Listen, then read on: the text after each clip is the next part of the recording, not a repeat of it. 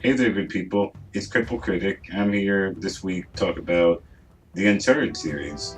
In particular, the new Uncharted collection, which is like a remaster of the first three Uncharted games for the PS4. Now, right off the bat, I just want to say if you haven't played any of the Uncharted games, play it. It's great. The series has lots of action, great puzzles, cool cinematic cutscenes, really fun. If you really like Tomb Raider, I think you'll like Uncharted. Actually, the Uncharted games were kind of inspired by Tomb Raider a little bit, and vice versa. The Tomb Raider games, the new reboot games, were inspired kind of by the Uncharted 2. So I think if you like one, you'll like the other. They have similar play styles. So I've actually already played the first three Uncharted games before, and I really liked them. But what drew me to the collection was that I heard they were going to add a new control option for the game. For instance, there's a new game mode called Explorer mode, which I think was made for people who don't, want as hard of difficulty, in their gameplay and want just to focus on story and puzzles. I was really happy to hear that because I think it was needed, especially for the first game, but I'll get to that in a second. So first off, I should probably mention that I was never actually able to fully beat the first Uncharted game, and that was mostly because, well, it was really difficult. Not just in the control options sense, but also just because it was a really hard game. Like, it mostly focused on the cover-based shooting. I'd say about like 80% of the game is cover-based shooting. Unlike the second and third game, the first game, didn't have the sort of cinematic action interactive cutscenes, and even the puzzles in the game were kind of few and far between.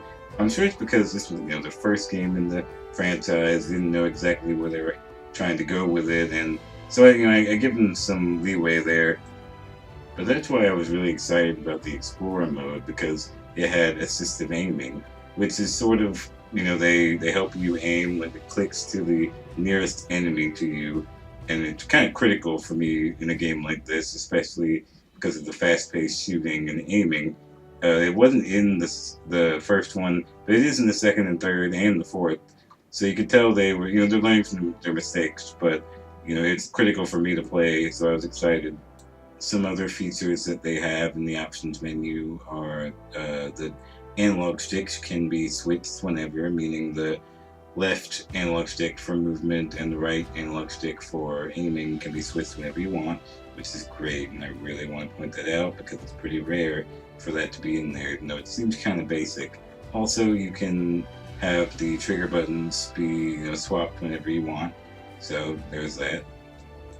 Just to talk about the actual mechanics of Explorer mode for a minute, I'll say that it's a lot like the very easy mode in the second and third Uncharted.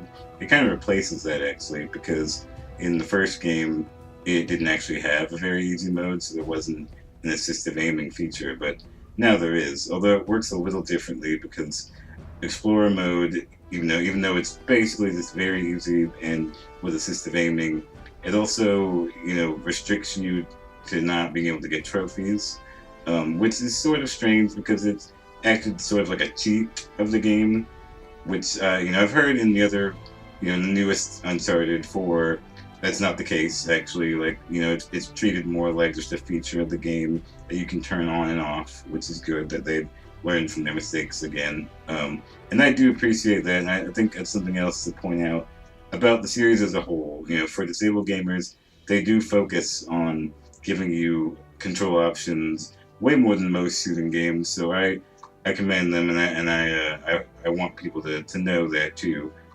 Just to clear some things up about the Explorer mode, some I think thought that it meant just minimal gameplay and just story and just puzzles, but with my experience in the Explorer mode, the same amount of gameplay and shooting, in my opinion. Maybe a few less enemies or something, but I would say, with just the auto aim, it's about the same.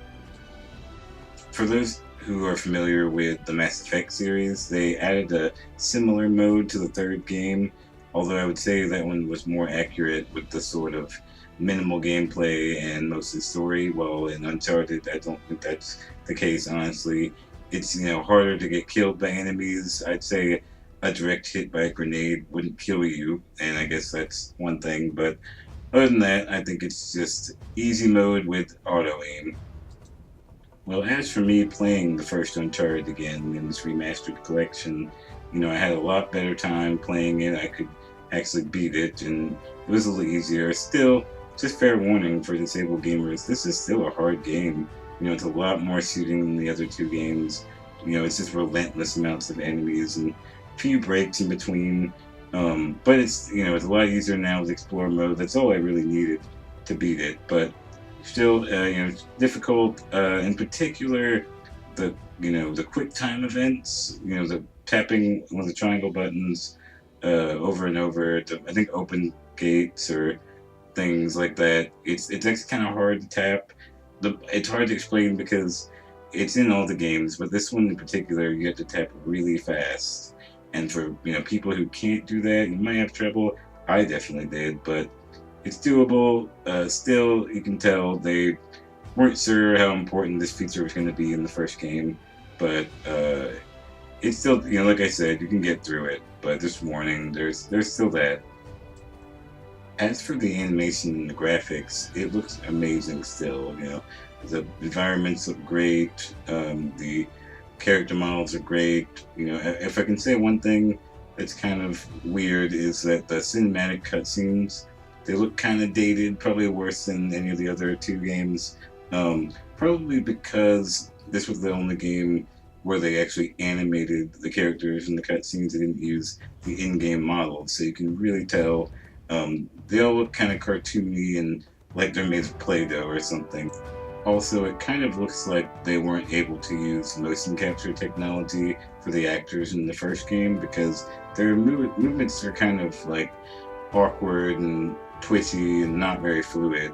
But the actual in-game models for the game look great. I think, and don't quote me on this, it's probably because Bluepoint, the company that remastered the games, I think they used the character models from the second game and just reused them and put them in the first one because it's really noticeable, especially when you look at the cutscenes versus when you play the actual gameplay.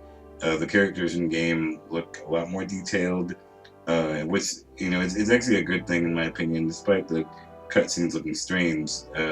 This is definitely the best version of the first Uncharted, so I recommend it. On to the next game, Uncharted 2.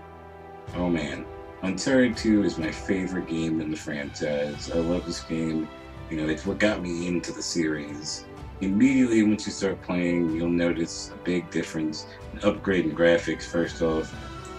The dialogue still cracks me up. It's hilarious. I'm not saying something because I've actually beat the second game a few times now, and the characters are a lot more memorable in my opinion. Their personalities just stand out a lot better. Again, it looks to me like they reused the third game's character models and put them in instead because they just look a lot better than I thought they did in the PS3 version. Something I think a lot of disabled gamers will probably want to know is that in the second game, they made it a lot easier to do like quick time events and just like tapping triangle to open a gate. God, it's a lot easier. I think they finally realized in the second game that that's not what they want to be the most important part of the game. Just tapping triangle, which thank God. So I appreciate that, and it's easier from here. As for the controls, they're not that different than Uncharted 1, which I guess is good. Like I said, they added Explorer mode, which does sort of replace the very easy mode in Uncharted 2 and Uncharted 3.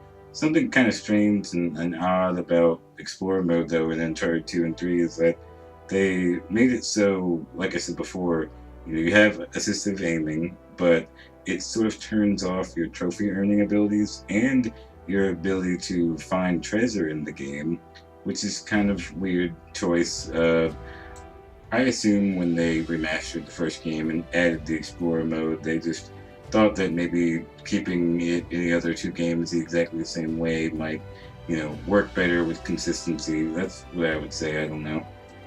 Kind of a minor gripe, really, because like I said, it really is just very easy mode with just a few tweaks here and there. But if earning trophies and finding treasure is really important to you, then maybe stick to the standalone games on PS3, because those versions of Uncharted 2 and 3 don't have that, and very easy mode is just aiming, with the aiming assist with all the stuff attached, finding treasure and stuff. So if that's important, maybe go back to the originals. But for me, it wasn't that bad. And to finish the trilogy, we have Uncharted 3. Now, I'll admit, Uncharted 3 is kind of my least favorite in the series. Not because of like graphics or gameplay, probably the best in that regard. Like, upgrade to the best, it looks great still. They've, made it the perfect Uncharted game. It's just, for me, the story wasn't all it could be. I thought the pacing was a little off. A lot of it was padded with shooting and not much else. I'll say that in this game, they definitely tried to kind of expand on Nathan's character more than any of the other games. I would say, though, that they mostly just ask questions about his past, but don't really answer them. Also, I thought some of the characters' relationships were altered in a way I didn't really like, but as far as the way it looks, and if you really still like the gameplay of the series, there's plenty of that, and it looks great. But for me, the story wasn't the best. The controls are about the same as they were in Uncharted 2. There's still Explorer mode with assistive aiming. But I will say that the assistive aiming in Uncharted 3 is kind of strange. It's a little inconsistent. Sometimes it'll just shut off, especially where Nathan is sort of hanging from ledges. Not really sure why, but this definitely does happen throughout the game. Um, I'll say, despite my problems with the pacing of Uncharted 3, there is, in the first third of the game, there isn't much shooting, which is kind of a breath of fresh air. But, even that isn't very consistent. Once it's done with the first third of the game, we're right back into action.